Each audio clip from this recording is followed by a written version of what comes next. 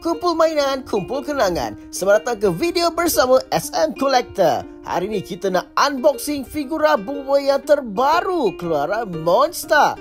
Wah, cantik betul packaging dia. Kalau belakang tu kita nampak ada 3 figura yang terbaru. Boboiboy biasa ni, Gentar dan juga Adudu. Okey, jom tengok kat dalam ni macam mana. Wow, Boboiboy ni turut diterangi dengan aksesori senjata Boboiboy peti. Ini keris peti ke? Bukan, ini adalah pedang peti yang digunakan oleh Boboiboy biasa.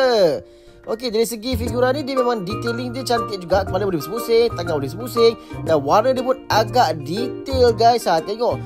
Logo Boboiboy pun agak kemas. Mata dia pun cantik. Memang terbaik lah.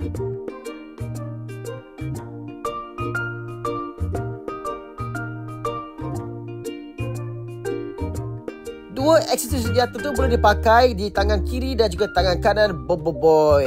Barulah kita boleh posing dan juga berlawan dengan watak-watak jahat ataupun watak-watak figura yang lain. Ya.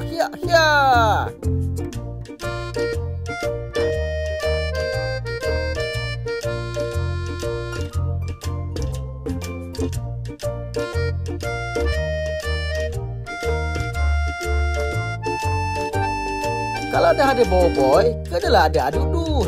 Barulah boleh lawan.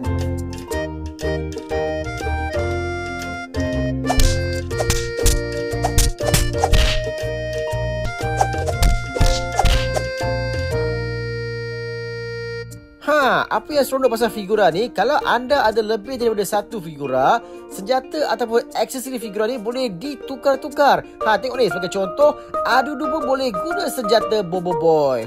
Lain macam ni. Bukan itu saja, kalau Adudu boleh guna senjata Boboiboy, Boboiboy pun boleh guna senjata Adudu. Pisau Adudu pun boleh dipakai di tangan Boboiboy. Samalah juga dengan tongkat Adudu.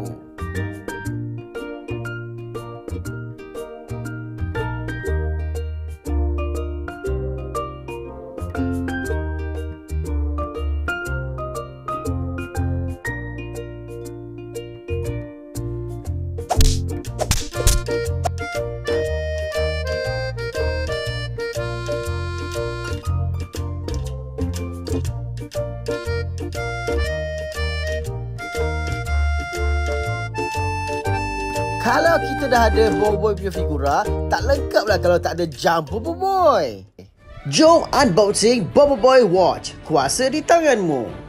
Desain kotak dia memang cantik. Dekat tepi tu ada gambar Boboiboy dan dekat depan tu kita boleh nampak ada logo Boboiboy dan ada sedikit info tentang Boboiboy Watch ni. Dia ada lights and sound effect dan juga 7 elemental powers. Di bahagian kiri kotak ni ada ilustrasi cara untuk bermain Boboiboy Watch. Cara nak on, cara nak pusing dan cara untuk aktifkan kuasa elemental.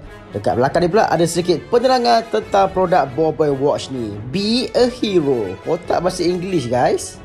Ini adalah rupa jam kuasa Boboiboy Watch. Wah, feel dia memang lain macam. Boleh pusing-pusing macam cerita asal. Dari segi rekaan jam tu memang agak detail lah. Kita boleh pusing bahagian depan ni. Dan dekat tepi ni ada detailing yang agak menarik juga. Dekat tali ni dia ada tulis Boboiboy. Untuk mengaktifkan jam kuasa ni, korang perlu tekan button on ni selama 5 saat. Bila dah keluar bunyi tu, itu menandakan jam kuasa Boboiboy ni sudah diaktifkan. Baru boleh main.